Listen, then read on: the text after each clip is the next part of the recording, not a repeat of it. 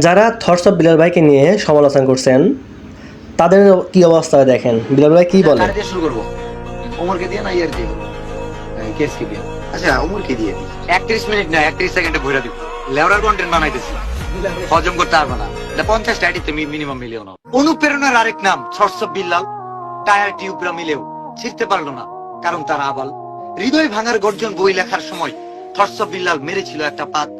Case কিবরিয়ার এই পাতটাই লেগেছিল অনেক স্বাদ। মানবতার ফেরিওয়ালা হয়ে কামাইছিলাম অনেক ডলার।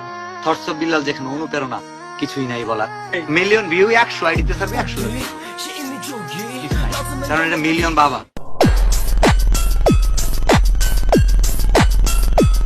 আসলে বিল্লাল ভাইকে দেখে যারা এই কন্টেন্ট ক্রিয়েশনে আসছে তাদের কারণে বর্তমানে এদের ভিউ হচ্ছে কিন্তু ডলার কম আসতেছে।